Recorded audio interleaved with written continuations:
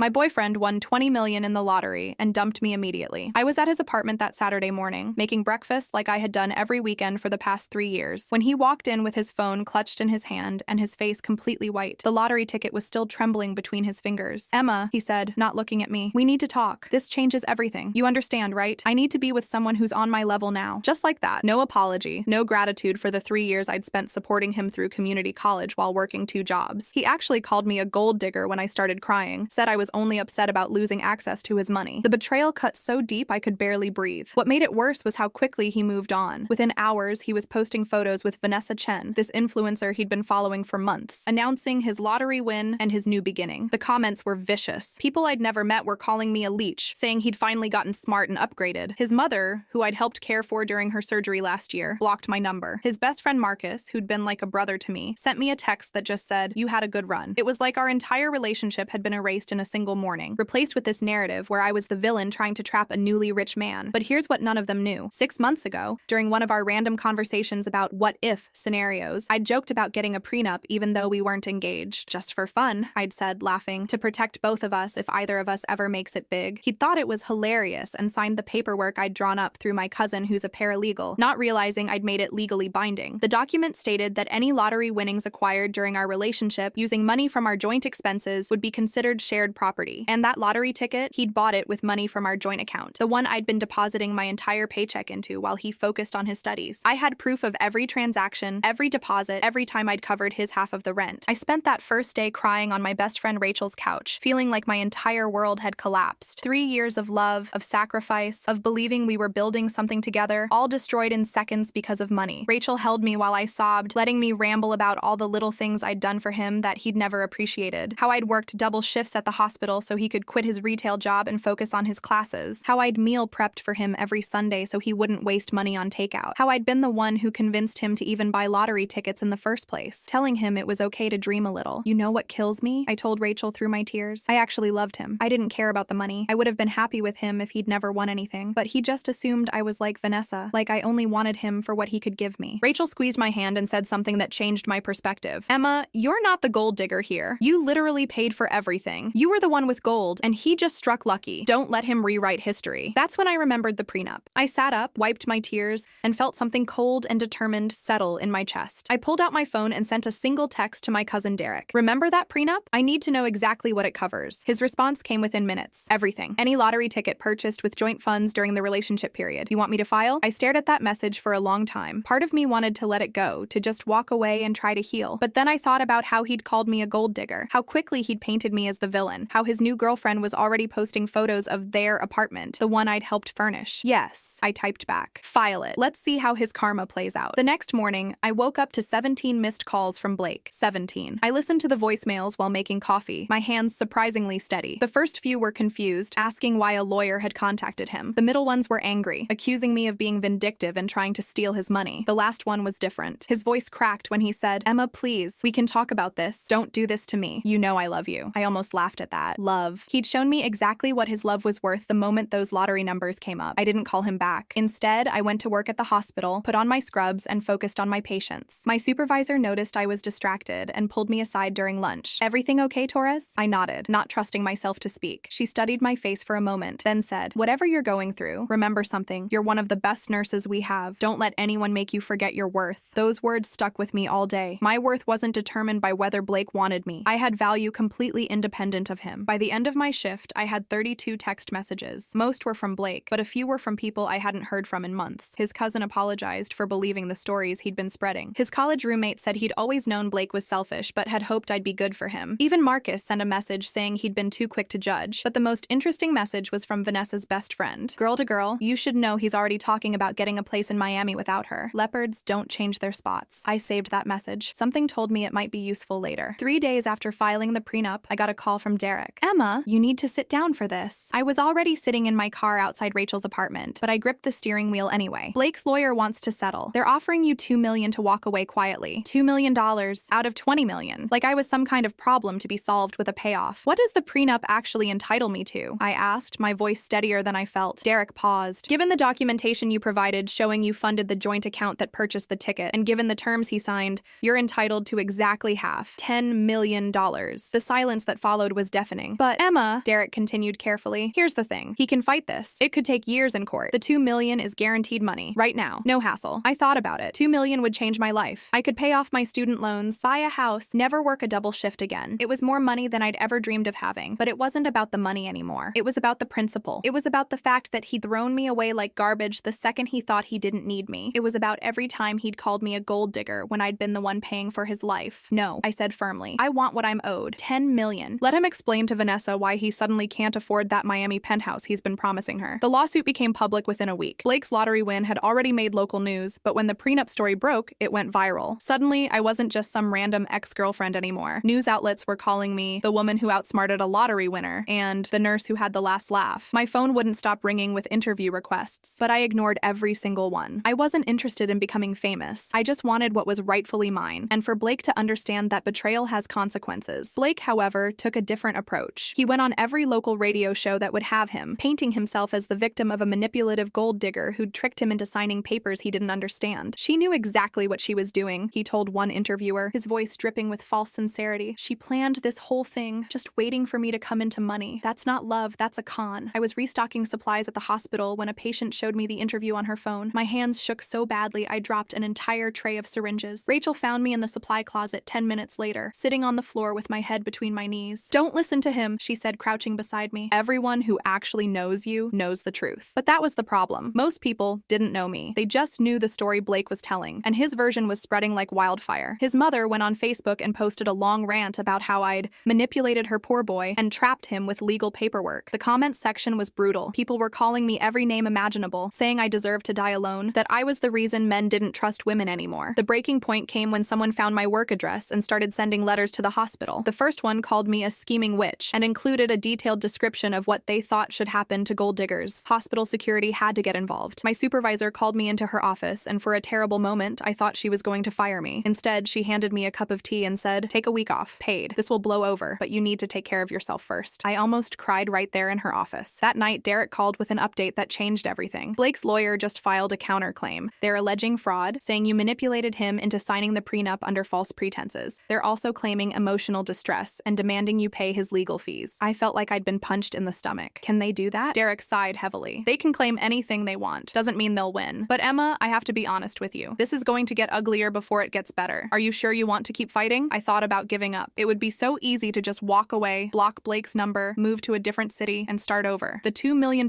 settlement was still on the table. I could take it and disappear. Let Blake have his narrative and his remaining $18 million. But then I remembered something my grandmother used to tell me before she died. Mija, when someone shows you who they really are, believe them the first time, and never let them make you doubt yourself. Blake had shown me exactly who he was. A man who would throw away 3 years of love and loyalty the second something better came along. A man who would call the woman who'd sacrificed everything for him a gold digger while spending her money. A man who would lie to the world to protect his image. I'm sure, I told Derek. Let's fight this karma all the way to the end. The next few weeks were a nightmare. Blake's legal team was aggressive and thorough. They subpoenaed my bank records, my text messages, my emails. They interviewed my coworkers, asking leading questions designed to make me look calculating and cold. They even tracked down my ex-boyfriend from college and convinced him to give a statement saying I'd always been obsessed with money. Never mind that we'd broken up because he cheated on me, not because of anything financial. The betrayal from people I'd trusted stung almost as much as Blake's original rejection. But then the tide started to turn. Derek's investigation team found Blake's browser history from the weeks after his lottery win. He'd been researching how to break up with girlfriend after winning lottery and prenup loopholes, and can ex-girlfriend claim lottery winnings. He'd known exactly what he was doing. He'd deliberately planned his betrayal, calculating how to get rid of me while keeping all the money. The evidence was damning, and when Derek presented it to the judge, I watched Blake's face go pale. Even more damaging was what they found on Vanessa's social media. She'd posted a message to a private group 3 days before Blake won the lottery. The screenshot read, "Finally convinced B to start buying lottery tickets regularly. If he hits it big, I'm ready to make my move. These boring girls never know how to keep a man when money gets involved." She'd been planning to steal him all along, and Blake had been stupid enough to fall for it. The gold digger he'd accused me of being was sitting right next to him in court, wearing a designer dress he'd probably bought her with money I'd earned. The courtroom drama intensified when Blake's mother took the stand. His lawyer had called her as a character witness, expecting her to trash me and defend her son. But Derek's cross-examination was brutal. "Mrs. Patterson, who paid for your surgery last year when you didn't have health insurance?" She hesitated. "Blake helped some," she admitted quietly. "How much did Blake contribute?" Derek pressed. She looked at her son, then back at Derek. $500. Derek pulled out a bank statement. And according to these records, Emma Torres paid $12,000 directly to the hospital. Is that correct? The courtroom went silent. Mrs. Patterson's face crumpled. Yes. After court that day, Blake's mother waited for me in the hallway. I tried to walk past her, but she grabbed my arm gently. Emma, I'm sorry. I didn't know. Blake told me he'd paid for everything. Her eyes were wet with tears. I said terrible things about you online. I believed him when he said you were using him. I should have known better. You were always so good to us. I wanted to be angry, to tell her that her apology was too little too late. But looking at her broken expression, I realized she was another one of Blake's victims. He'd lied to everyone, manipulating the entire narrative to make himself look like the hero and me like the villain. I appreciate that, I told her quietly. But I can't accept your apology right now. It hurts too much. She nodded, understanding, and let me go. As I walked away, I heard her crying softly behind me. The breakthrough came from an unexpected source. Marcus, Blake's best friend who'd cut me off so quickly after the lottery win, showed up at my apartment one evening. Rachel answered the door and nearly slammed it in his face, but I stopped her. What do you want, Marcus? He looked terrible, like he hadn't slept in days. I need to tell you something about Blake and Vanessa. He pulled out his phone and showed me a video. It was from the night Blake won the lottery, filmed on Marcus's phone at what looked like a celebration party. In the video, Blake was drunk and bragging to his friends. I knew that prenup thing was stupid, he slurred, but I signed it because Emma was being annoying about it. Doesn't matter anyway. My lawyer said those things never hold up in court. Once I win big, I'm out. Gonna get a girl who actually deserves this life. The betrayal in that video was so pure, so calculated, that I felt physically sick. Marcus watched my face carefully. I'm sorry, Emma. I should have shown you this earlier. I should have defended you. But Blake's my boy, you know? Or he was. Until I saw him with Vanessa last week. He paused, swallowing hard. She's already cheating on him. I saw her with some investment banker at a hotel downtown, I told Blake, and he accused me of being jealous of his success. That's when I realized he's not the person I thought he was. Neither of us are getting what we thought we'd get from this lottery win. I took the video and handed it to Derek the next morning. This is it, he said, his eyes lighting up as he watched. This proves premeditation. He signed the prenup knowing full well what it was, then deliberately planned to break the agreement. That's fraud on his part, not yours. Emma, this changes everything. And it did. Within 2 days, Blake's lawyer contacted Derek asking for a settlement conference. The countersuit was quietly dropped. The fraud allegations disappeared. Suddenly, Blake's legal team was very interested in resolving this matter quickly and quietly. But I wasn't interested in quick and quiet anymore. The prenup entitled me to half, and I wanted every penny. Not because I needed the money, though it would certainly change my life, but because I needed Blake to understand that karma doesn't care about your lottery numbers. You can't buy your way out of betrayal, and you can't rewrite history just because it's convenient. Every dollar he had to give me would be a reminder that the gold digger he'd thrown away had actually been made of gold all along, while he was just a man who got lucky with numbers. The settlement conference was scheduled for a Tuesday morning at 9 o'clock. I barely slept the night before, running through every possible scenario in my head. Derek had assured me we had an airtight case, but I couldn't shake the anxiety that somehow Blake would find a way to twist things in his favor one more time. Rachel stayed over that night, making me tea and forcing me to eat something even though my stomach was in knots. You've got this, she kept saying. He's the one who should be scared, not you. Walking into that conference room was one of the hardest things I've ever done. Blake sat on one side of the table with his lawyer, a sharp-faced woman named Jennifer Morrison, who'd made a career out of defending wealthy men in divorce cases. Vanessa was there too, dressed in a tight red dress that probably cost more than my monthly rent, her perfectly manicured nails tapping impatiently on her phone. She looked up when I entered, and I saw something flicker in her eyes. Not guilt exactly, but maybe recognition that I wasn't the pushover they'd expected me to be. Blake wouldn't look at me at first. He kept his eyes fixed on the papers in front of him, his jaw clenched so tight I could see the muscle twitching. He'd lost weight since I'd last seen him up close, and there were dark circles under his eyes that even his expensive new wardrobe couldn't hide. Part of me felt a pang of something, not quite sympathy, but a sadness for what we'd lost. Then I remembered the video Marcus had shown me, Blake drunkenly planning my betrayal before he'd even won, and that feeling evaporated. Jennifer Morrison opened the proceedings with a speech about finding a reasonable middle ground and avoiding further unnecessary litigation. She proposed a revised settlement, $5 million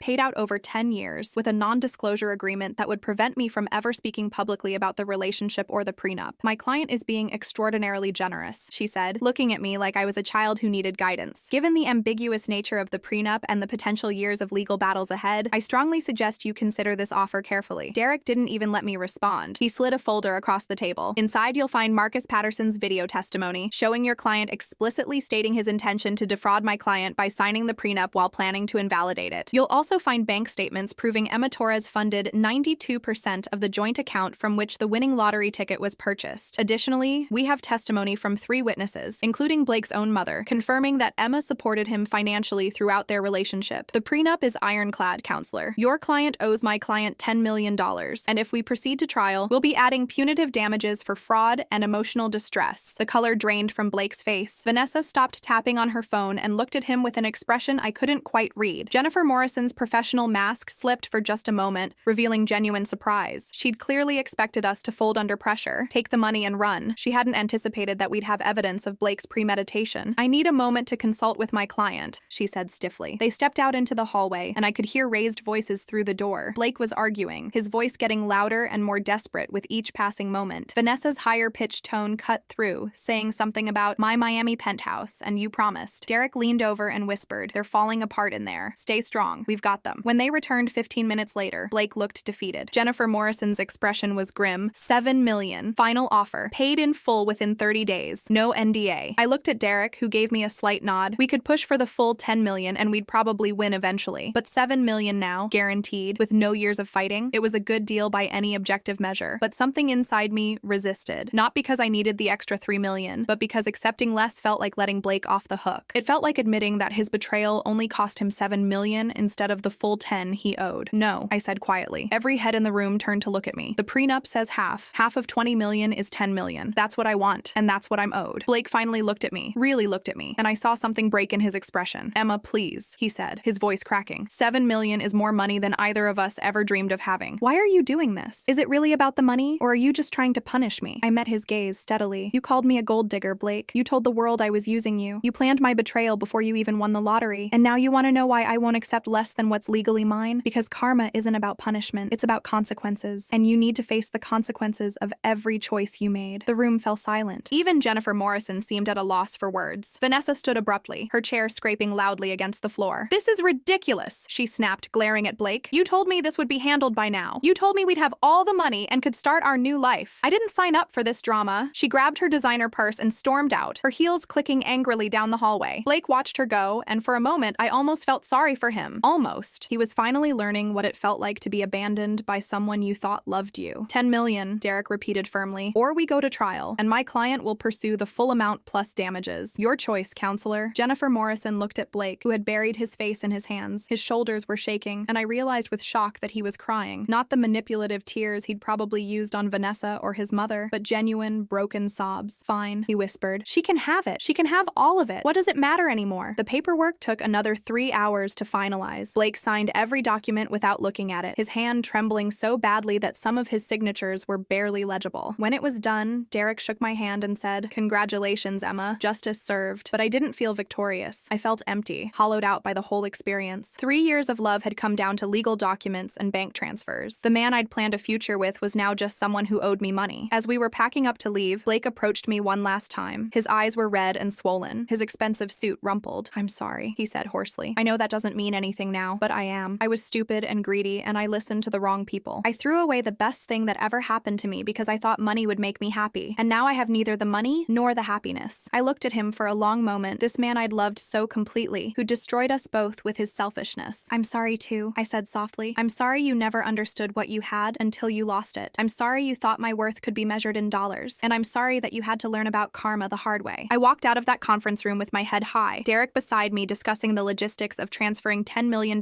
into my account. Behind me, I could hear Blake crying again, the sound echoing down the empty hallway. Rachel was waiting in the lobby, and when she saw my face, she immediately pulled me into a hug. "It's over," I whispered against her shoulder. "It's finally over." But it wasn't over. Not really. Because the story of the nurse who'd outsmarted a lottery winner had taken on a life of its own. By the time I got home that afternoon, my phone was exploding with messages. News outlets wanted interviews. A literary agent wanted to discuss a book deal. Someone from a major streaming service wanted to option my story for a limited series. Even Oprah's production company reached out. The whole world wanted a piece of my betrayal and my victory. I turned off my phone and sat in the silence of my apartment, trying to process everything that had happened. $10 million. It was an incomprehensible amount of money. I could quit my job, buy a house, travel the world, never worry about bills again. But none of that felt real yet. What felt real was the ache in my chest where my love for Blake used to be. What felt real was the exhaustion from months of fighting and public humiliation. What felt real was the knowledge that I'd won the legal battle, but lost something precious in the process. My grandmother's voice echoed in my mind again. When someone shows you who they really are, believe them the first time. Blake had shown me he was a man who valued money more than than love, who would betray trust for personal gain, who would paint himself as the victim rather than take responsibility for his actions. And I'd believed him. I'd stood my ground and demanded the respect and compensation I deserved. The karma I'd promised him had been delivered in full. That night, I had a dream about the day Blake and I met. We'd been in line at a coffee shop, and he'd offered to pay for my latte because my card had been declined. It was such a small gesture, but I'd been charmed by his kindness. In the dream, I saw that moment again, but this time I could see the future stretching out ahead of us. The coffee dates and the late-night conversations. The first time he told me he loved me. The way he'd held me when my grandmother died. All those beautiful moments, leading inevitably to that terrible Saturday morning when everything shattered. And I wondered, if I could go back to that coffee shop and decline his offer, avoid the whole relationship and all the pain that followed, would I? Even knowing about the betrayal and the lottery and the $10 million, would I choose differently? I woke up before I could answer. The money hit my account on a Friday afternoon, exactly 30 days after the settlement. I was at work when Derek called to confirm the transfer. All $10 million, he said, and I could hear the satisfaction in his voice. Plus, interest for the delay. Congratulations, Emma. You're officially a multi-millionaire. I thanked him, hung up, and went back to checking a patient's vitals as if nothing had changed. Because in that moment, nothing felt different. I was still the same person, wearing the same scrubs, doing the same job I'd been doing for years. The only thing that had changed was a number in a bank account, but the world didn't see it that way. Within hours, the news had leaked. I don't know if it was someone from Blake's legal team or the bank, or just someone who'd been following the case obsessively, but by the time my shift ended, reporters were waiting outside the hospital. Emma, how does it feel to be rich? Emma, do you have any regrets? Emma, is it true you're dating someone new? I pushed through them with my head down, Rachel running interference as we rushed to her car. The attention was suffocating, invasive, nothing like I'd imagined winning would feel. The harassment got worse over the next few days. Someone found my address and posted it online. I started getting letters, some congratulating me, others calling me vile names and making threats. A tabloid offered me $200,000 for an exclusive interview. A lawyer contacted me about suing Blake for additional emotional damages. 3 different financial advisors wanted to manage my money. A matchmaking service emailed saying they had suitable partners for women of your new financial status. It was overwhelming and exhausting, and I just wanted it all to stop. Rachel finally intervened when she found me crying in my bathroom, surrounded by unopened mail and missed call notifications. That's it, she announced. You're getting out of here. Pack a bag. We're going somewhere nobody knows your name. 2 days later, we were on a plane to Costa Rica, to a small beach town Rachel had visited during college. No phones, no internet, no reporters, just sun and sand and silence. It was exactly what I needed. We rented a tiny cabin on the beach from an elderly woman named Maria, who didn't speak English and had never heard of the lottery lawsuit. Every morning, I'd wake up to the sound of waves and make coffee on the small stove. Rachel and I would spend our days swimming, reading, talking about everything except Blake and money and karma. For the first time in months, I felt like I could breathe. The knot in my chest slowly began to unravel. One evening, we were sitting on the beach watching the sunset when Rachel asked the question I'd been avoiding. What are you going to do with the money? I'd been thinking about it constantly but hadn't found an answer that felt right. I don't know, I admitted. It doesn't feel real yet, like it's not actually mine. Rachel was quiet for a moment. You know what I think? I think you're still seeing it as Blake's money, like you took something from him. But Emma, that money is yours. You earned it. Not just through the prenup, but through every double shift you worked to pay his rent, every meal you made him, every time you put his needs before yours. You didn't take anything from him. He tried to steal from you, and you stopped him. Her words hit me like a revelation. She was right. I'd been carrying this guilt, this feeling that I'd done something wrong by demanding what was legally mine, but I hadn't done anything wrong. Blake had stolen 3 years of my life, my money, my trust, and my dignity. The $10 million wasn't revenge or punishment. It was simply giving back what he'd taken, with interest. Understanding this shifted something fundamental inside me. The weight I'd been carrying started to lift. When we returned home 2 weeks later, I felt different, stronger, more certain of who I was and what I wanted. The first thing I did was hire a financial advisor Derek recommended, someone discreet and experienced. We set up trusts and investments, paid off my student loans and Rachel's too, bought my parents a new car to replace their 20-year-old sedan. I didn't touch most of the money, just let it sit there, growing quietly while I figured out what came next. But I did make one significant purchase, a small house near the hospital. Nothing extravagant, just a quiet place that was entirely mine. Work became my sanctuary again. My supervisor had held my position despite all the media attention,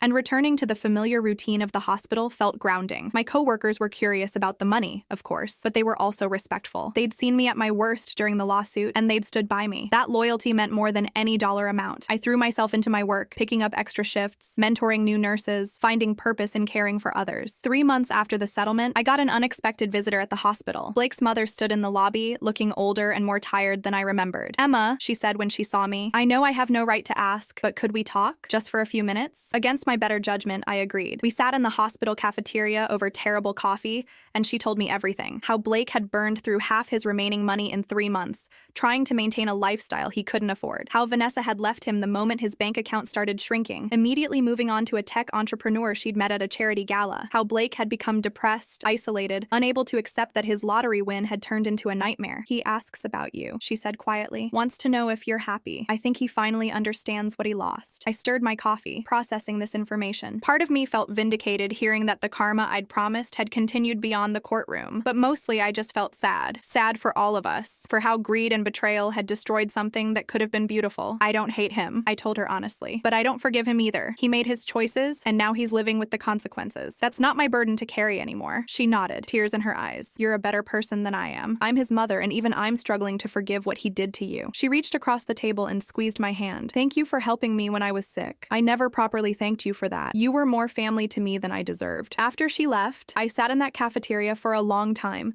thinking about family and loyalty and what we owe each other. The answer, I decided, was respect. Basic human respect. Blake had failed to give me that, and everything else had crumbled as a result. The breaking point for Blake came in a way I never anticipated. Marcus called me one night, his voice urgent and concerned. Emma, I thought you should know. Blake's in the hospital. He tried to hurt himself. My blood ran cold. Despite everything, despite the betrayal and the lies and the public humiliation, I didn't want this. I'd wanted him to face consequences, to understand his mistakes, to feel the weight of his karma. But I'd never wanted him to be destroyed. Is he okay? I asked, already grabbing my keys. Marcus gave me the hospital name and room number, and I drove there in a daze. Blake was asleep when I arrived, his face pale against the white pillows. He looked smaller somehow, diminished. His mother sat beside his bed, holding his hand, and when she saw me, fresh tears spilled down her cheeks. You came, she whispered. I didn't think you would. I didn't know what to say to that. I wasn't even sure why I'd come, what I hoped to accomplish by being there. But looking at Blake, broken and defeated, I knew that this wasn't the karma I'd wanted. This wasn't justice.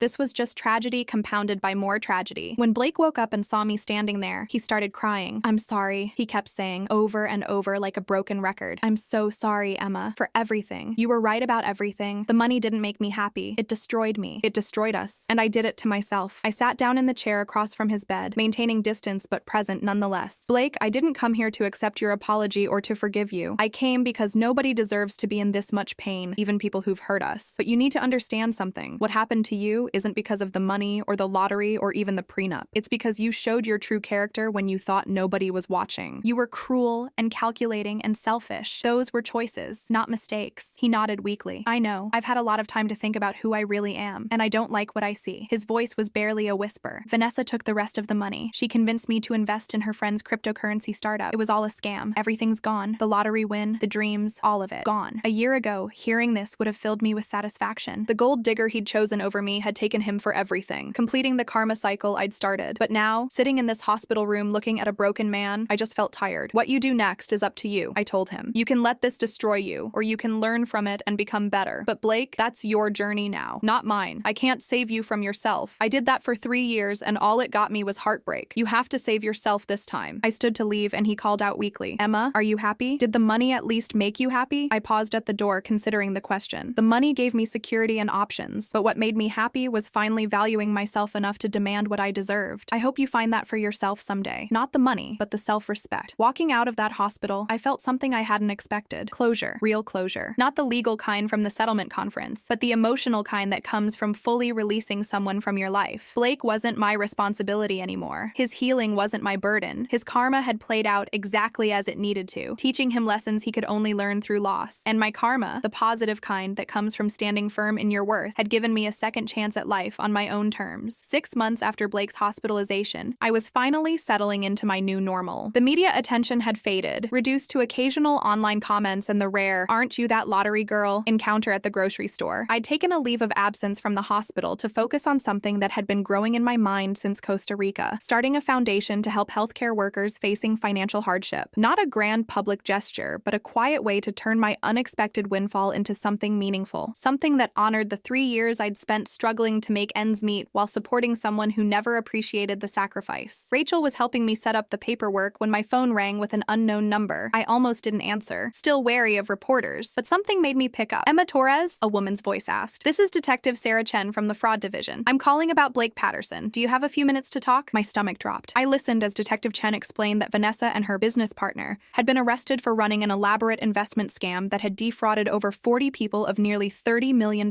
Blake had filed a police report, and my name had come up during the investigation. We're not suggesting you did anything wrong, Detective Chen clarified quickly. But we need to understand the timeline of events. When did you last have contact with Mr. Patterson? I told her about the hospital visit, about his confession that Vanessa had taken everything. Did he mention any specific details about the investment? Names, dates, amounts? I racked my brain trying to remember. He said it was a cryptocurrency startup. Vanessa's friend was running it. That's all I know. Detective Chen thanked me and said she might need to follow up. After hanging up, I sat staring at my phone, processing this new development. Vanessa hadn't just left Blake. She'd systematically robbed him, the same way he'd tried to systematically erase me from his life. The irony wasn't lost on me. Blake had called me a gold digger while planning to keep all the lottery money. Then Vanessa, an actual gold digger, had swooped in and taken everything from him. The universe had a dark sense of humor. Rachel, who'd been listening to my side of the conversation, shook her head slowly. Karma really doesn't play around, does it? She said. Blake got exactly what he deserved, just not from who he expected. I thought about that for a long time. Was this karma, or was this just the natural consequence of surrounding yourself with shallow, greedy people? 2 weeks later, I got a subpoena to testify in Vanessa's trial. I really didn't want to face Blake again, to dredge up all those painful memories in a courtroom. But Derek advised me to comply, saying my testimony about Blake's behavior and Vanessa's predatory interest in his lottery win could be valuable context for the prosecution. So I found myself sitting in another courtroom, this time as a witness rather than a plaintiff. Blake was there, looking healthier than during the hospital visit, but still carrying a weight in his eyes that hadn't been there before. When I took the stand, the prosecutor asked me to describe my relationship with Blake and how it ended. I kept my answers factual, unemotional, focusing on the timeline rather than the feelings. After he won the lottery, Mr. Patterson immediately ended our 3-year relationship and began dating Ms. Chen, I testified. He posted about his new relationship and his win on social media within hours. The prosecutor nodded. And did Ms. Chen show any interest in Mr. Patterson before the lottery win? I thought back to all those Instagram notifications I'd seen. Vanessa constantly liking and commenting on Blake's posts. She'd been following him on social media and commenting frequently for several months before the win. The defense attorney tried to paint me as a bitter ex-girlfriend with an axe to grind, someone who'd manipulated Blake with a prenup and was now trying to make Vanessa look bad out of jealousy. But Derek had prepared me well. I stayed calm, stuck to facts, refused to engage with the emotional manipulation. I'm not here because of jealousy, I said clearly. I'm here because the prosecutor subpoenaed me. My legal issues with Mr. Patterson were resolved months ago. I have no interest in revenge. I simply know what I observed during that time period. When I stepped down from the stand, I caught Blake's eye. He mouthed, "Thank you," and I gave him a small nod. Not forgiveness, not reconciliation, just acknowledgement that we were both trying to move forward from a situation that had damaged us both. The trial lasted 3 weeks. I followed it in the news, watching as witness after witness testified about Vanessa's elaborate schemes. She'd targeted recently wealthy men, befriending them at expensive events, gaining their trust, then convincing them to invest in fake businesses. Blake wasn't even her biggest victim. One man had lost $8 million.